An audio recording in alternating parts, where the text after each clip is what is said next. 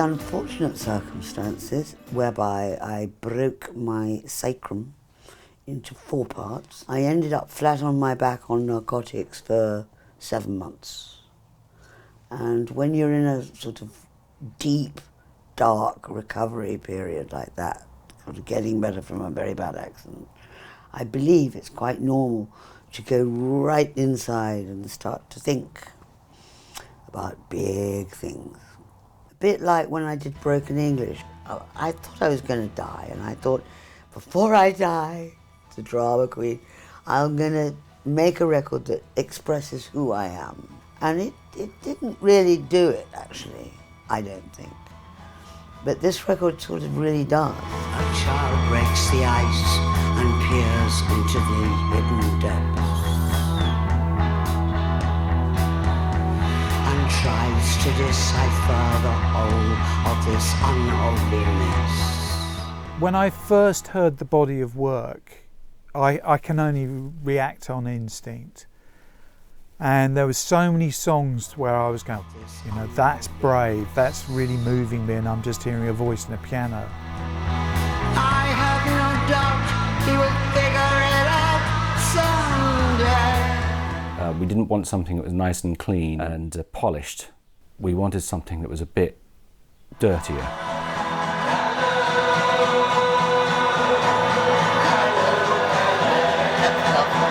One of the very first songs to sort of come onto the stage, onto the dance floor, as it were, was Roger Waters' song "Sparrows Will Sing," which is really a beautiful song, turned out to be wonderful. I knew it would be. Give my love to London, say I'll be there soon. Meet me in Piccadilly and we'll dance by the light of the moon. Dance by the light of the moon, boys, dance by the light of the moon. Steve Earle, he's a hick from Nashville. He was a drug addict. It always endears somebody to me. And what he really also had, which was very important for Give My Love to London, he is a real sort of very old-fashioned 1930s type socialist.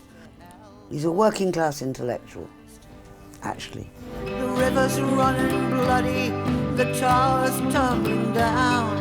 I'm singing Pirate Jenny while the black ship's bearing down. Late Victorian Holocaust. Ah, what a song. I would sell my soul to the devil to have written that song, I really would. But Nick writes something like that every day, you know. Up the Goulburn Road, starlight in our blood, over the bridge and along the canal. It's a wonderful song, a sort of euphoric recall song about heroin and being a junkie in London.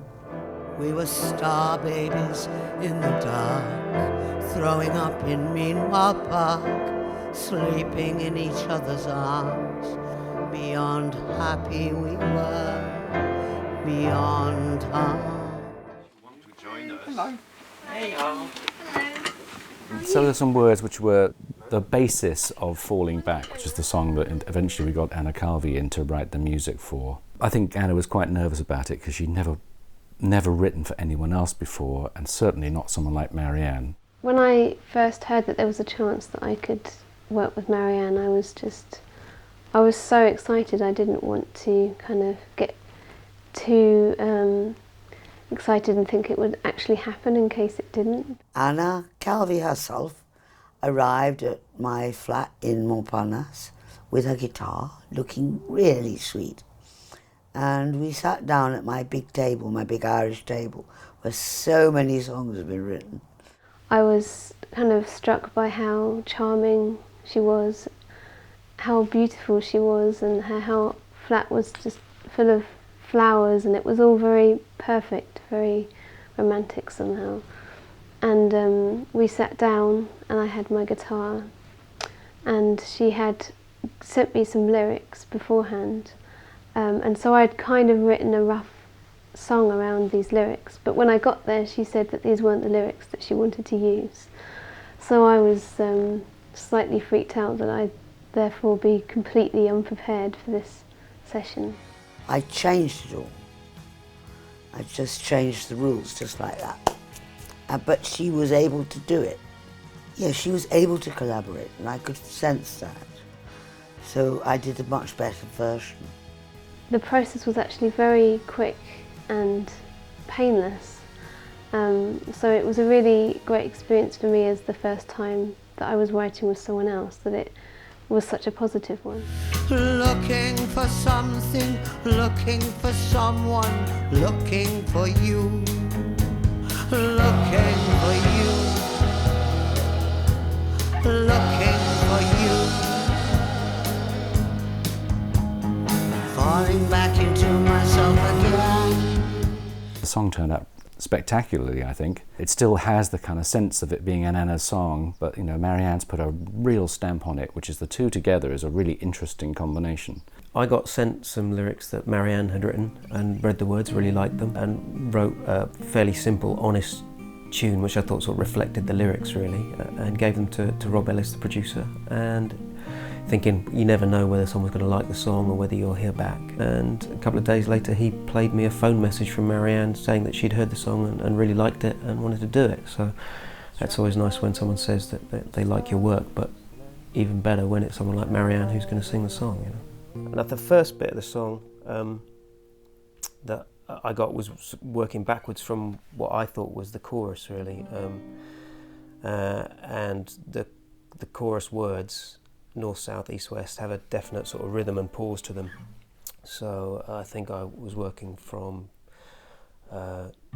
north, south, east, west. Anywhere I choose is best, and there's nothing to it, I confess. It's only love. And that's the cool thing about the writing with that lyric.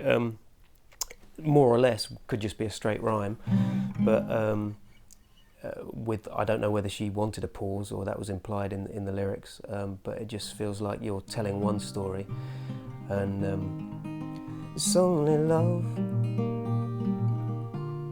more or less, which I think is full of ache and pain and nostalgia, and clearly Marianne's got her fair share of that. So to me, it just felt like the song was kind of telling its own story, and I didn't have to much get in the way of that. Really, just let it happen. North, south, east, west. Anywhere I choose is best, and there's nothing to it, I confess. Only love, more or less. Marianne was very fond of that song in the end. She was very happy that those lyrics were somehow, you know, finally found their home. Mother Wolf was inspired by, as I said, I did a lot of reading, and one of the books I was reading was called Women Who Run with Wolves. It sounds like a sort of dreadful New Age book, really, but actually it was damn good. I loved it.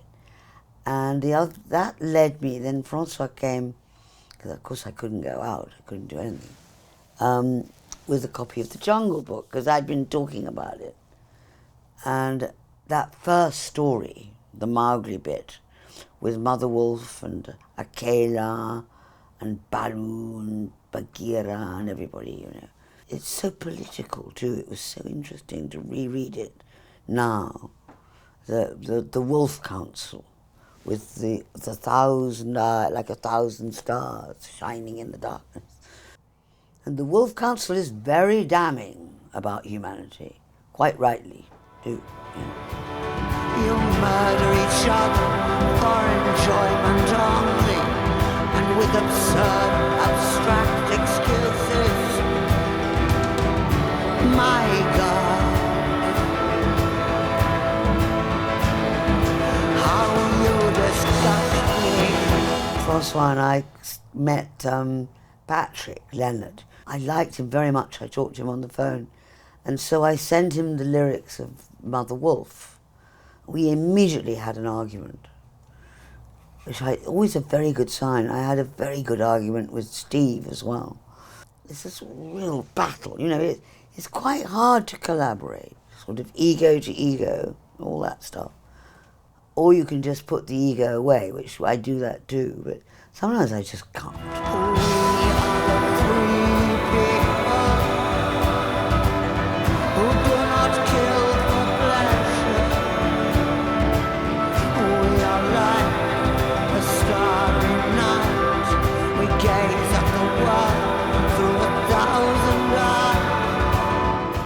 True Lies was a lyric I'd written, wasn't quite sure what to do. And my eye lit upon the wicked Ed Harcourt. He ended up writing the song with Dimitri Tikovoi. And I did what I always do, you know, I have to, really, where you say to the writer, listen, if you feel you have to change anything, please feel free to do so. Now, you say that, you don't really mean that, you know, but you have to say it. And of course, they always do. Tiger and the fly, lies it caught me in the dark. Your soul was dead inside when you lied with all your heart. I like it very much, and it's now become as much his song as it was mine. True love, from your wretched little mind. True love, you turned me round so many times. She's not just a singer, she's so much more. Her lyrics are amazing, just so English, and just epitomise a time that has gone, and yet somebody who is so relevant in observing what's going on now. Give my love to London. This is very much who I am and what I am.